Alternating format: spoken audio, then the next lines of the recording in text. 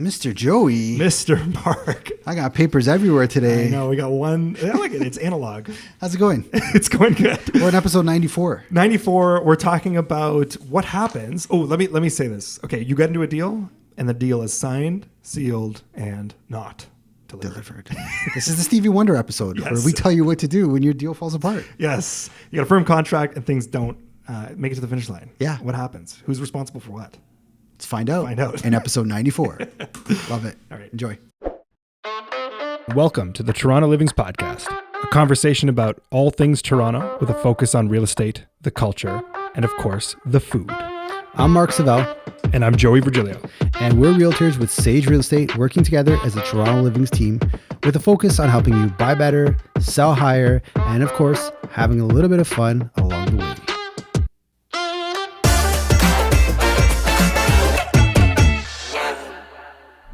Hello, Joey. Hello, Mark. How is it going, good sir? It's going good. It's going good. Love to hear it. We're back this week. We are. Because we skipped last week. We did. Things got busy. Things got very busy. Things got busy. Things got very, very busy. It's like somebody turned the light switch on in a lot of fronts. Yeah. Which I do want to talk about it a little bit at some point. Sure. We're going to get into some stuff. Yeah, I think it ties nicely with this week's topic of choice. Yep. You came up with a really good title. Thank you. Do you want to tell the people what we're talking about this week? We are discussing when a deal is signed, sealed, but not delivered. Who's the artist? Signed, sealed, delivered. I'm yours. Is that That's Stevie Wonder? Yeah, Stevie Wonder. I wonder what Stevie Wonder would wonder of this Toronto real estate market. How many wonders would Stevie Wonder? Yeah, it was a great topic. I think we hope nobody has to experience this, but we're going to talk about what happens when your deal doesn't close. Yeah. You have a firm contract, and you're leading up to closing. Everything's looking okay, Promising, yeah. And then something happens at the end. And let me tell you, in this market, this is becoming a much more commonplace thing. Right. Yeah. So we said. It seemed a little topical. Yeah. Things are a little stressful right now. Yeah. So figured we should talk about it. Let's do it. Let's do it. But let's start as we always do. Yes. Mr. Joey, how was your 2 weeks? And tell me one place you ate. Let me tell you something. Tell me a couple places you ate. Don't hold back. I'm going to, in Okay. a sense, because I've eaten at Casa de Joey over the last little bit. Oh, your house. Yeah. Every time you say that, I'm like, ooh, where is this Casa de Joey?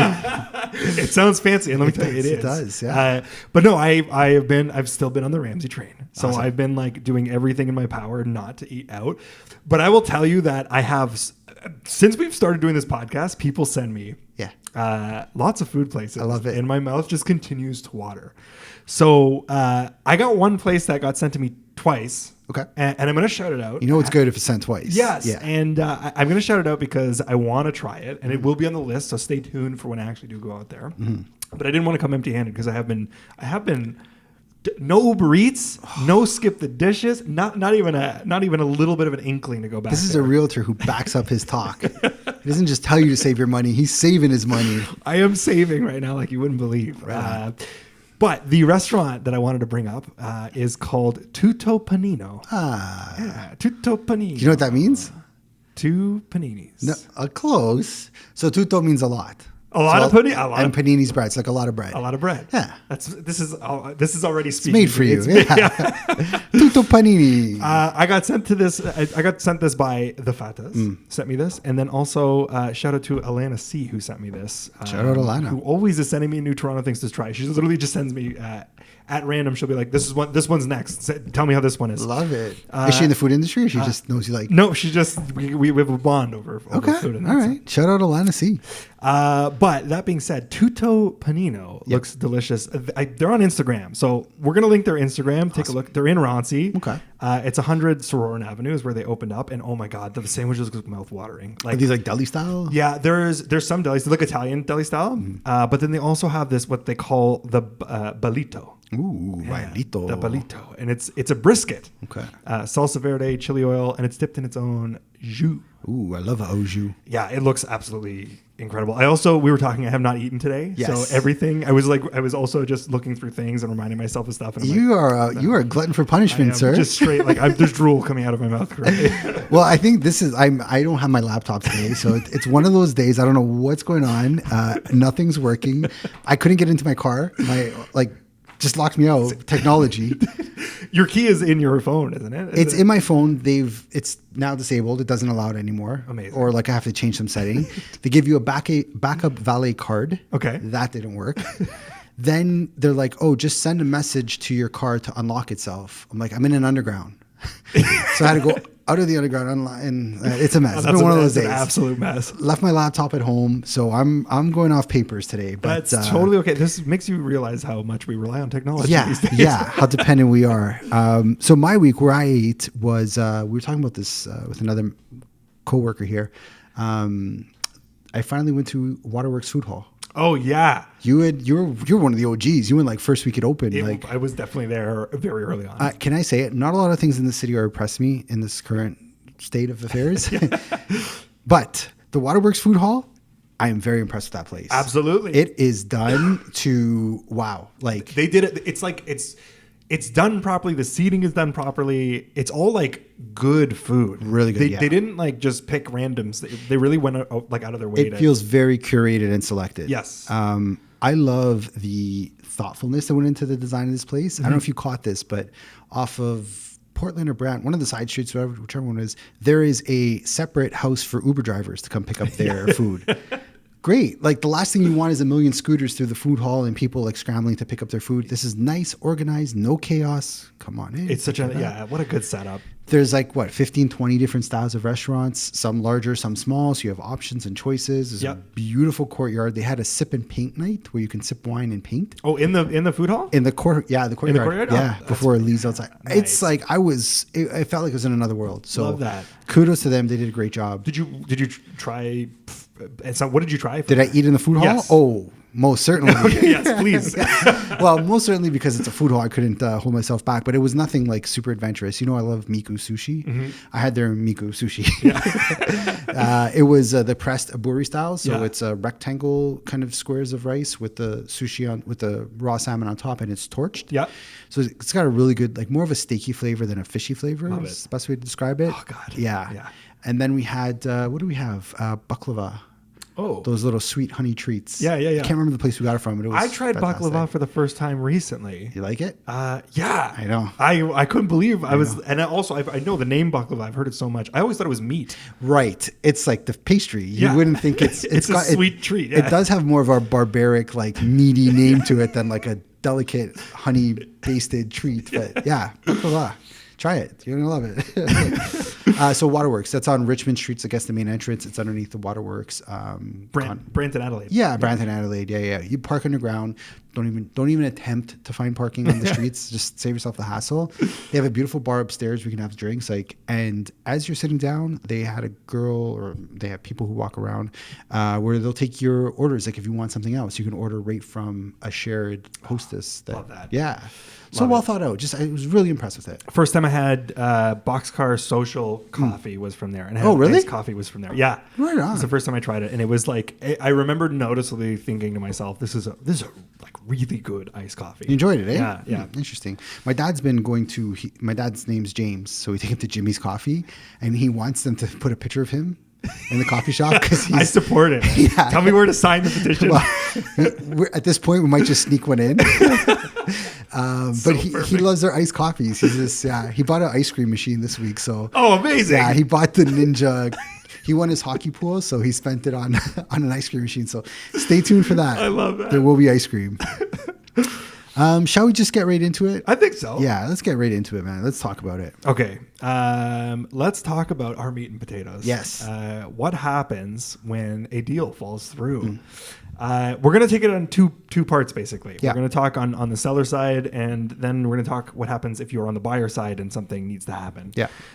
Spoiler alert: they're pretty similar in the scenario, the end all outcome, but just I don't know, it might help paint an extra picture. Yeah, I'm going to try to sprinkle some real life antidotes. Thankfully, I don't have lots of this happening. Maybe I can't even think, but I think maybe none. Yeah, there might have been like some hiccups along the way, but I guess what I want to say is we're going to try our best to tell you what can happen. Yeah. That doesn't mean it always does happen that way.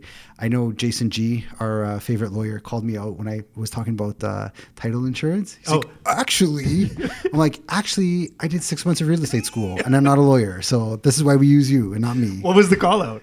Oh, that I said, title insurance protects you if a fence is built on your property. He's like, it doesn't work that. It wasn't as I described it. There was a few things that happened. Okay. Yeah. Yeah. They won't just come in and build you a new fence because, I was like, thank you, lawyer. Well, he's a great guy. He's always got our back and he's always looking out for us. Yeah, so 100%. Appreciate that. So just heads up, we're not lawyers. We're not telling you this is exactly what to do, but these are some scenarios that you might run through and some common suggestions we suggest you could try to employ to hopefully get through it and close your deal out. Yes, absolutely. All right. Now that that's out of the way. Yes. So let's talk on the seller side. Let's kick it off with the seller side. Yeah. So I think the very first thing to understand is, I guess for anybody who's maybe you're a first timer and you're trying to think of things through, where in the deal did this fall apart? Yeah. So a bit of a 101. We'll take it back a bit. Yeah. So yeah, totally. Yeah. So the very first thing is whenever an offer gets put together, unless the market is completely on fire, for the most part, there is a realtor will add conditions to kind of protect you for.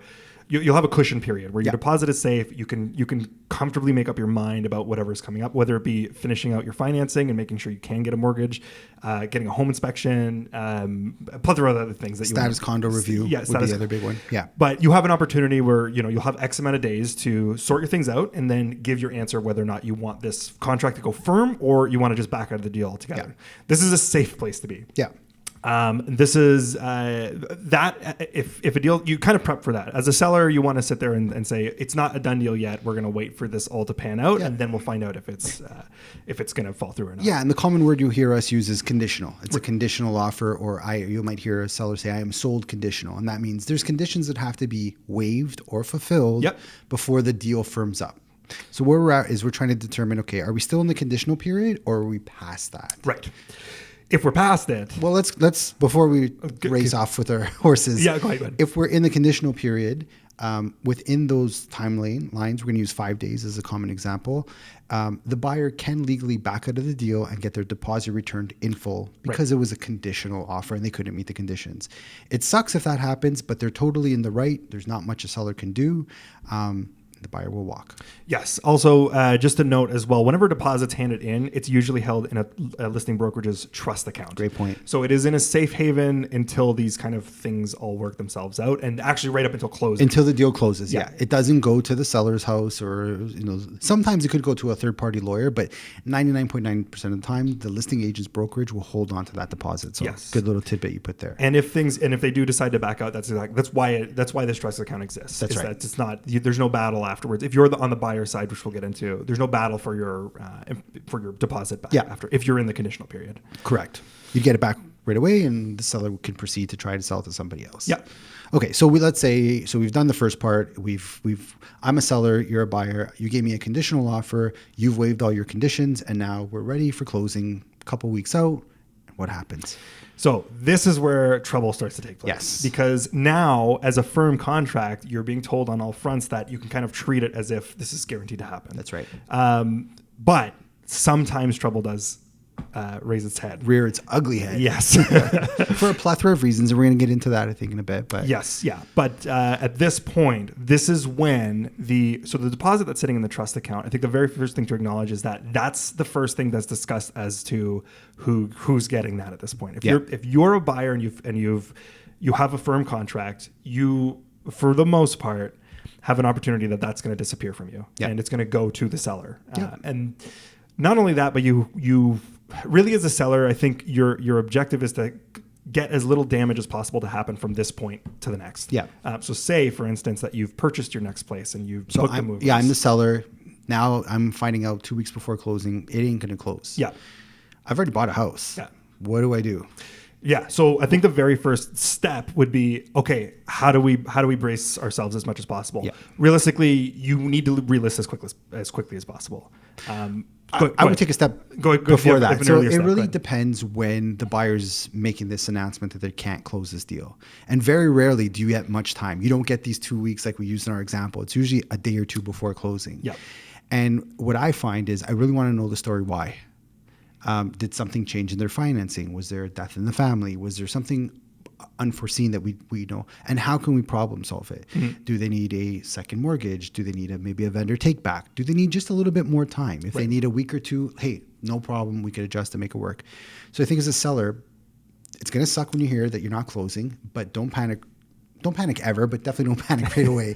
Start by saying, okay, let's look at why they can't close and how we can problem solve ways to get them to the finish line. Right. Because the goal is you've probably already packed up your stuff. You're on your way out. You may have already bought a new house. You want to move on with plans, and you want to ensure that they are the ones who can close on it. Right. That's actually a great, I'm happy you brought that up because it's true. It's the very first thing is to just kind of assess the situation in whole and not just treat it as in, okay, the fire is here. Now let's. And from common life experience, I think it's a common reaction. The first thing the seller wants is blood. No, I want my money.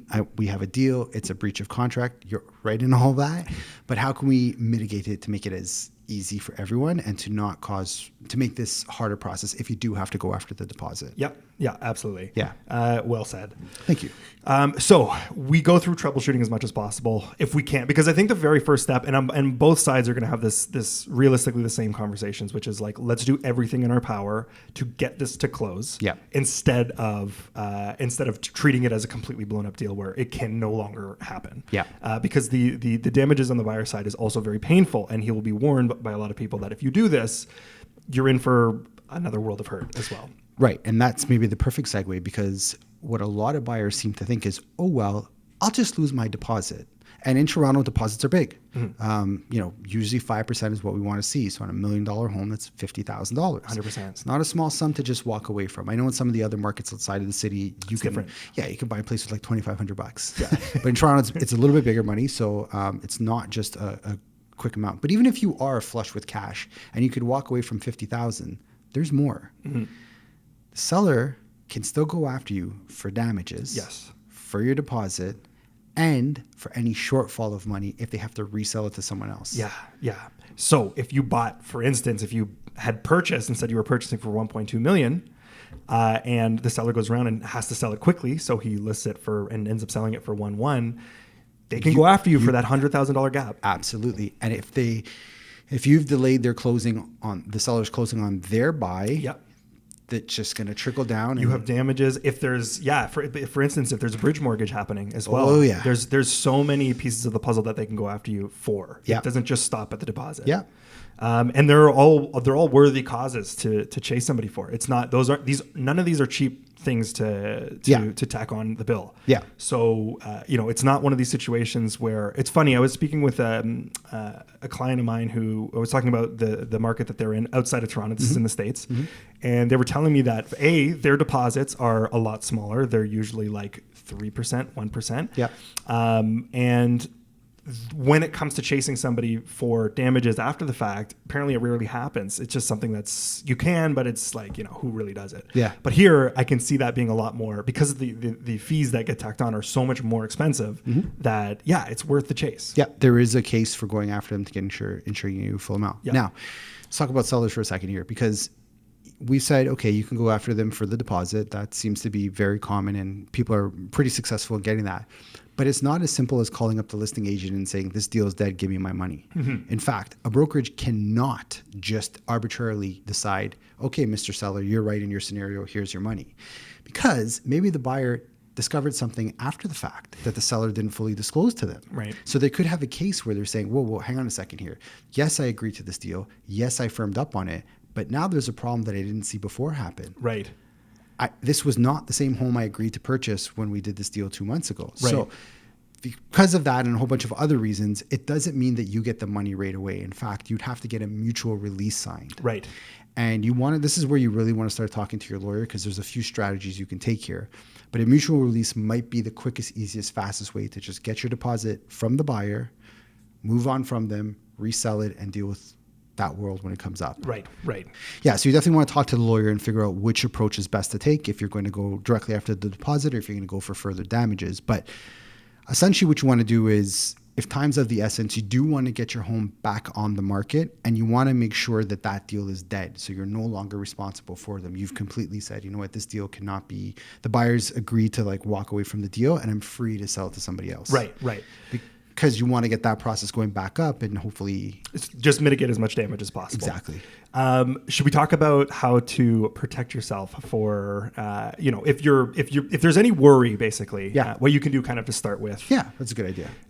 So I think one big piece of it is if you're getting a little bit of concern on if the people on the other side are serious, or if you, I don't know, any red flag that's kind of coming up in your mind, asking for more deposit could be a good way to kind of, that's the first thing you're going to pull from, right? Yeah. And usually the first thing that gets, the seller will have a chance to receive. Yeah. I like that technique, especially when the buyer's giving you notice that, hey, we might have an issue closing this deal out. Can we get an extension? More often than not, I would advise, listen to their story. If it makes sense, give them the extension, but request a further deposit. Right. Because when you do the offer on day one, you don't know that these problems are coming. But if they've given you indication that they won't close on time or they need an extension, that's when you want to step in and say, okay, give me a little bit more money. Yeah, exactly. Or else can you endlessly kick it down the road, right? The more they have invested into it, the more obligated they're going to want to finish things out. Yep. Tight conditional timelines as well. Make sure that there's, especially, I'll mention this, especially when there's maybe, let's say, a tenanted property. Yeah. If you get into kind of a gray area when it comes to, because usually finances, you'll kind of set it. There's usually a set time. You get 5 days to figure things out. Home inspection, same thing. But when it comes to stuff that could get a little bit questionable on buying a tenanted property. Yeah. And if you're trying to get a day, making sure that, you are going to be moving in as an end user and you need a vacant possession, you want to make sure that if you have a clause that says, I promise you vacant possession, that, if there is not a vacant possession, what happens? How long does that process run out for? Is it just going to be endless, or do I have a chance to back out at X amount of time? And you want to make sure that there's a clear end date to all these these question marks, basically. Yeah. I like that. And have the conversation, especially in this market. For some reason, a lot of buyers agents think, well, the market sucks, you have to take whatever I give you. No, now is when the listing agents are asking even more questions. Right. When the market's hot, it's like, if I don't sell it to you, I'll sell it to 10 other people. Now it's like, okay, yeah, I'm desperate for an offer, but are your people qualified? Right. And the listing agent, it's really important you vet them. You ask what they do, are their jobs secure, whatever info you can to give your seller that confidence that you're selling to people that have the ability to close. It's such a good point and not talked about enough. Yeah. One of the things that I learned from working with you really quickly is that an agent a lot of times represents what a seller's intention and feel is. So when you have those conversations, if I'm lacking trust in the other side and the way that the agent is acting, the type of games that they're playing, if I'm finding it's not on solid ground, I'm going to relay that message to my 100%. to my sellers, because it's important that they understand that, like, listen, this is here. But we could be in for shaky ground. I want to prepare you that, these are, we can accept and move forward, or just a heads up that this could be rocky. 100%. It's never just the contract. I don't care how good the offer looks. If the agent on the other side is giving me those feelings of like, do you even know your buyers? Especially in this world of online brokerages and they meet their people for the first time. Mm-hmm. It's like, how well do you know this person, right? You really got to have those conversations and feel it out. And some agents will tell you like they don't know them at all. Right. Others will just like not really answer the question. And those are the times you want to talk to your seller like, hey, it's a great price. It's what you're looking for. Just maybe don't buy that house right away. Make sure this deal closes out before we take those next steps. You could proceed with a little more caution. Or alternatively, again, you could ask for more deposit if you're feeling less confident. Yeah. These are all just like reasonable conversations you can have in the moments. Yeah. And one other pro tip that's kind of talking about what we do during the offer, like when the conditional phase. Especially in this market, we're seeing conditions that are longer than your typical 3 days, or in the hot markets, no days at all. I am fine giving the other side 5 days. Right. I think it's better to let them do their full due diligence. And I'll tell the agent, hey, you could take your 5, but please make sure all your T's are crossed. Even if you need a day or two, I'll give it to you. I don't want to find out on closing that you didn't do your work in those 5 days. Yeah. I like that. And that's been a good surefire way to ensure the fire's under their you-know-whats. And these are the reasons why, you're not dealing with 100 things that are falling through.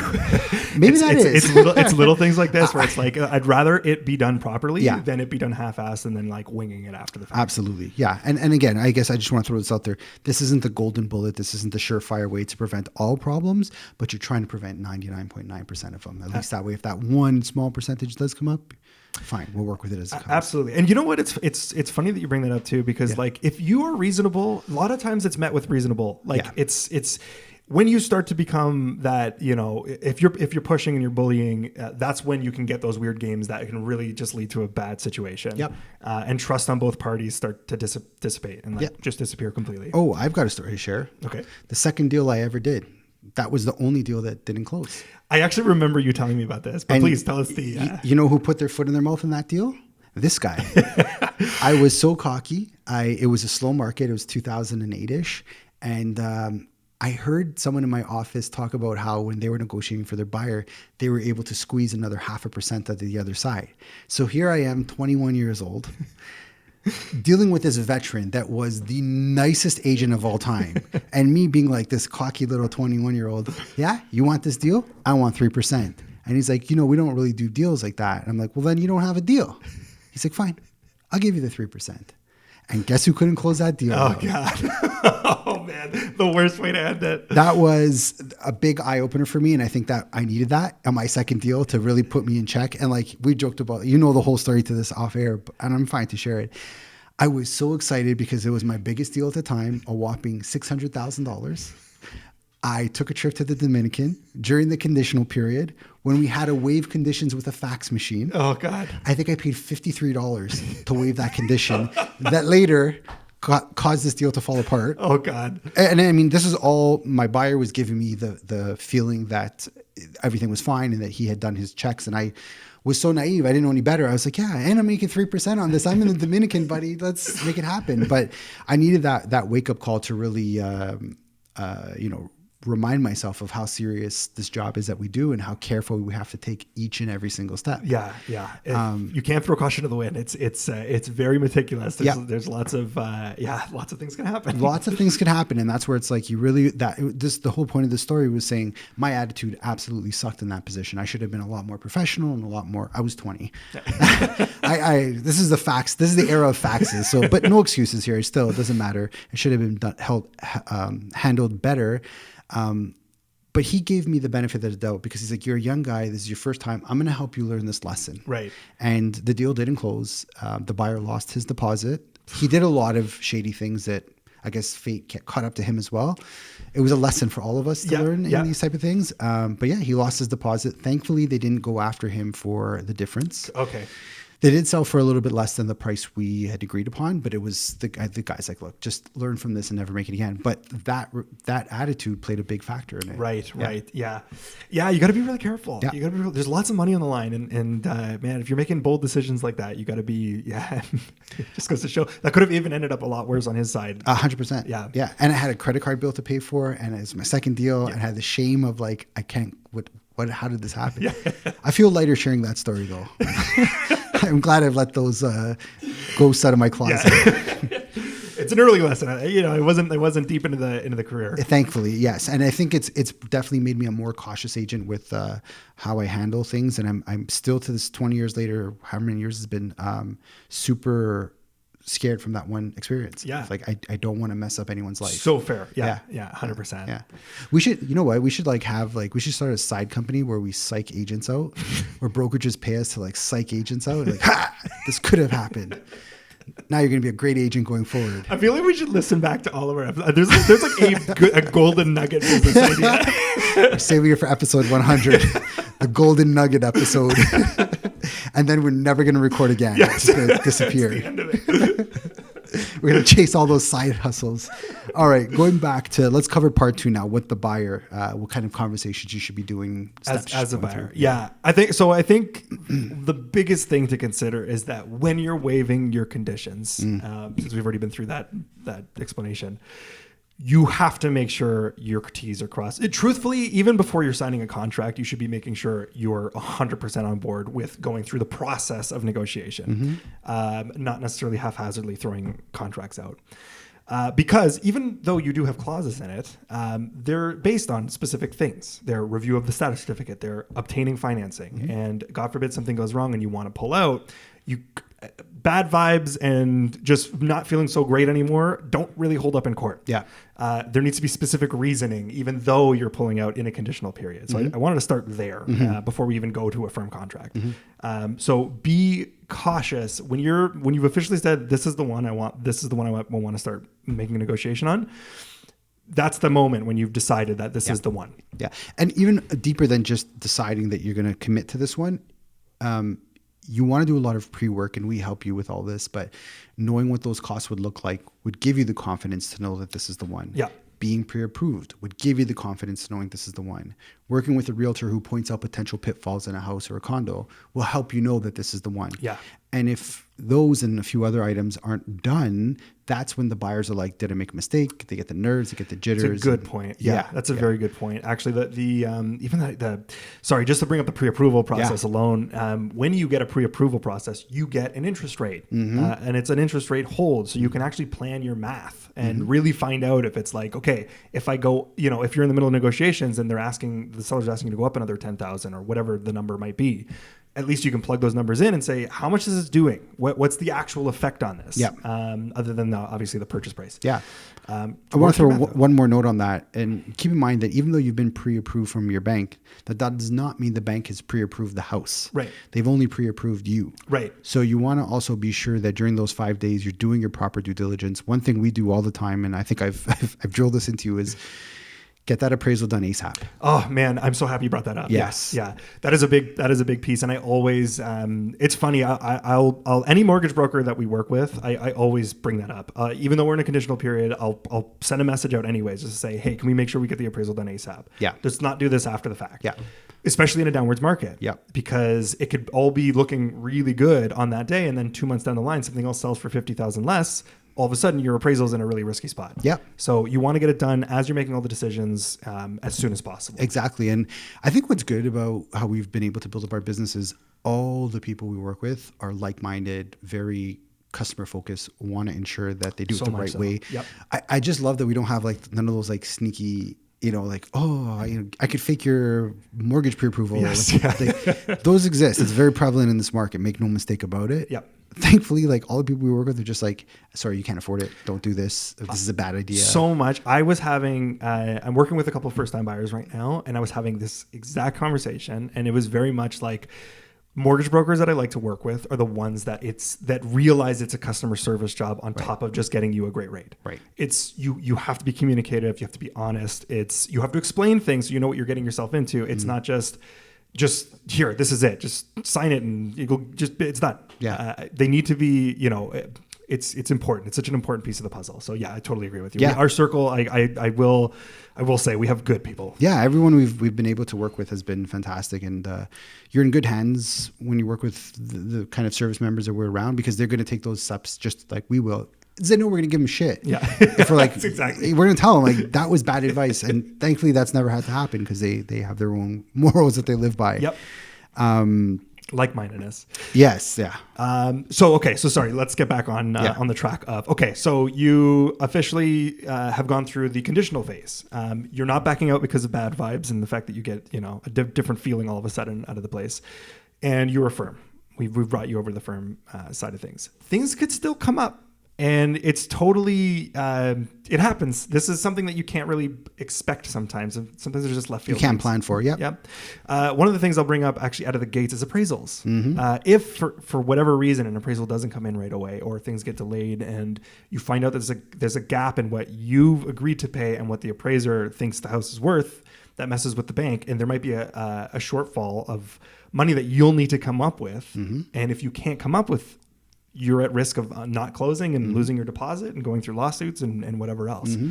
So, I'm going to revisit the point we were making about, I think the first step is let's do everything in our absolute power to get the closing to take place. Yeah. Because the damages they're hefty. Yeah. And you don't want to take that fall because it's extremely costly. Mm-hmm. If you can have a reasonable conversation with the other side and ask them to extend for a week, or if you have maybe a family friend that can help lend for a short term, or line of credit or something along those lines, bank mom and dad. Yeah. I think troubleshooting is the very first step before anything takes place. Yeah. I think that big piece, that's basically. And this all ties into I think what the big message here is pre-planning will help avoid a lot of these worst case scenarios that could come up. Mm-hmm. Another common thing I find is, I hear from others at least, is like, we weren't prepared for our closing costs. This is why we send, if you haven't worked with us before, we send out this really thick, lengthy email breaking down everything. Right. And we use worst case example scenario. So you're super, super, super prepared. Yes. because we don't want closing to come up and you're like, I need to come up with another 4% for land transfer tax. Yeah. Why wasn't I told this? No, you know this before we even walk through the first door. 100%. So pre-planning is super important to try to mitigate some of these surprises that can come up at closing. Yeah. And when we go through this stuff, like, I think you brought it up, but like all of the pricing that we're adding in is they're cushiony. Yeah. So not all the time, but most of the time you're going to find that like we've overplanned. Yeah. And you're going to have, there's a little bit of room there. You'll spend a little bit less than we advise you're going to spend because we want to make sure for any contingencies, there's that buffer. There's not this surprise that's going to happen to you. 100%. Yeah. So buyer advice. Yeah. Use conditions wisely. Use conditions wisely and do take them seriously. During those 5 days, make sure you actually get them completed. Yeah. You have that moment of when it's exciting because you have an accepted agreement that just took place. And there's this big, like, okay, we got a price that we're all agreed on. We're prepped and ready to go. That's when the legwork really starts. The hard work starts then. Yeah. Getting to that is actually easy. Yeah. It's all the work to get you to closing. That's when the heavy lifting really happens. Totally. Yeah. You want to make sure that, you're like right from day one, don't put anything off. Just like start it out right away. Everything's done. If you work with us, we're on it. We're very quick. In our humble opinion. Yeah. We're on it. Very quick to get things in motion. Yeah.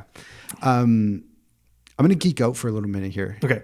So let's say we're in the conditional period. There's a waiver and there's a notice of fulfillment. They teach us this in real estate school, but they didn't spend a lot of time here. But there was a lawyer who really went in depth to help me explain and when to use which. Okay. So if you're a buyer and you're in the 5-day conditional period and you've not done your home inspection, you should not be sending a notice of fulfillment. Yes. Because you do not fulfill that notice, that condition. Yeah. You should sign a waiver that you're saying, you know what, I don't actually need to even do it. I've decided I'm okay with it. I'm waiving that condition. Yeah. If you sign your notice of fulfillment and you use that as your reason for not closing, you're really in a hard place. Yeah. Because you've in writing said, actually, I've done the job and you've not done the job. So good luck going to a judge and saying, oh, but I found this after. No, you didn't do your home inspection. Yeah, so, this is a good, you're geeking out in a good way. Yeah, not a lot of, I think, listeners would understand and need to understand. It's more the realtors that this speaks to, but. Yeah, because a purchaser, especially if they're like a first time purchaser, they're not going to be like, this isn't the, the right form to use. Yeah. That's why we get paid the big bucks. We should know which waivers or notice of fulfillment to use. But you're right. It's a lot of stuff that we do is very preventative. Yeah. And there's a reason that we're pushing to get things done as quickly as possible. There's a reason, like this is all to prevent issues down the line. Right. And if it goes nice and smooth and you don't have to deal with any issues and you think to yourself, oh man, realtors get paid so much for doing nothing. It's this stuff that we're looking out for. There's a method to the madness, and a good agent does it very eloquently. Yes. You don't see all the stress that we are trying to mitigate behind the scenes to make it so smooth and possible. One thing we didn't talk about, but actually was another scenario. I wasn't an agent at the time, but I knew a friend who was going through this. They were a buyer and they bought a house from a seller, and they were trying to buy up the street. And I think the seller caught wind of it. And for the buyer gave him fair market, a good number from what it was at the time. Yeah. But the seller just felt like, you know what, this person's going to own the whole street and I don't want that. And they didn't want to close the deal. Okay. For that reason. Yeah. It was a lengthy, drawn out process. Really? It was super lengthy. And I'll say this is not, the final word. The courts will decide. But more often than not, if the seller changes their mind, it's very hard for you to get them out and get the house. Whereas for the buyer, it's a lot easier to go after their deposit and sue for damages and everything else. And I specifically remember the court case, my friend went into detail with it. It was that person had nowhere to go. I was right about to ask you. This sounds like a primary residence type of thing. That's what it was. The story, it sounded like the seller was just bluffing to keep his house because he had his own reasons. You knew what money you were getting. You should have done your research to figure out what the market was for your next place to go to or have a plan to rent or whatever it was. To just say, oh, actually, I can't afford a place. I want to stay here now. I don't know if that helped. Well, in the end, it didn't hold enough water because he did have to leave. He did end up doing, yeah. He did have to leave, but more like 90+% of the time, the issues with closing comes down to the buyer not being able to get the financing or discovering something or something or other happening. Yeah. But it does happen the other way. Not often, but it is a thing. Yeah. Yeah. I guess, bad vibes don't really work in the opposite effect either. Yeah. It sounds like it could be a lot more painful of a situation. Well, because the seller doesn't have a deposit to go after. Right. And the buyer had to prove, even right? logistically. Yeah. The buyer had to prove that damages were caused so he can go after the damages, but above and beyond that, and the case wasn't strong to give him much of the damage effect. Yeah. It wasn't like he had done that. In the end, though, he was able to buy the house. Yeah. Right. Actually, we never talked about the special order that could be a thing as well. Which is this exact thing that you're talk to me. A special order. So one of the things is that if a buyer can't close, you could go after them for the damages, and it just doesn't close. You have to resell to a new person. Okay. But in rare circumstances, you could have a situation where it's a forced sale, and this is exactly that case. Oh, that's what it's considered. Yeah, I guess that's what happened there. It was, but it was well over a year in the courts that they had to go through it to settle this out. Painful. Yeah. Don't hear if that was the only one time I actually did hear it, but it's a potential. Well, that's it, right? It's like, you're signing a contract. It is a contract. Yeah. It's not.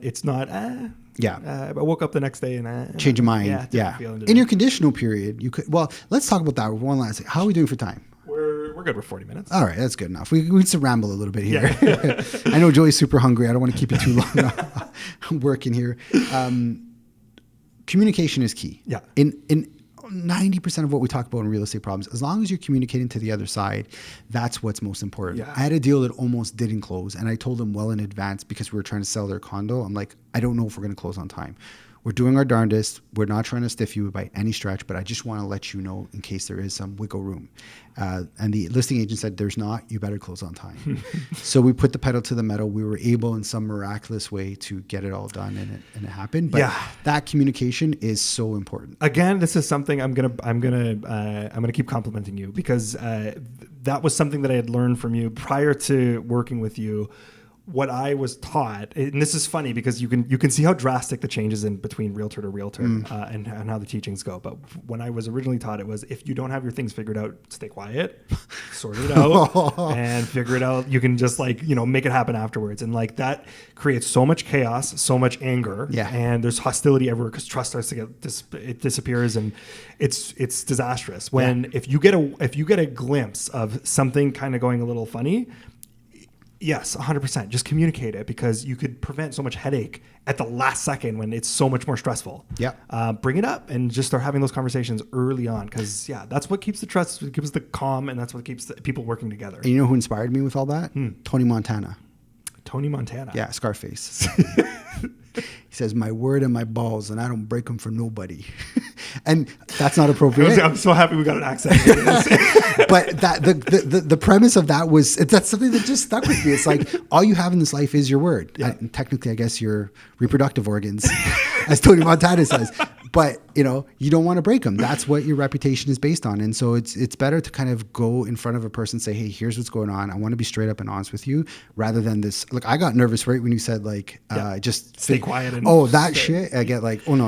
Yeah. Let's communicate. Let's just be open. Hey, unfortunately, the train's off the rails a little bit. I don't know where it's going to land. I just want to tell you this, so you know it's coming. Totally, and it's so much calmer. I can feel it myself. If I hear somebody go quiet on the other side and I can't get a hold of them when things are going wrong, everybody's anxiety starts to go up through the roof, right? Because you're like, what's up? Like, what's happening? How come? Why am I just hearing about this now? Yeah. And it's such a more dangerous place to be. Just communicate. Yeah, just communicate. Your word and your reproductive organs. Yeah. That's all you got, and don't break them for nobody.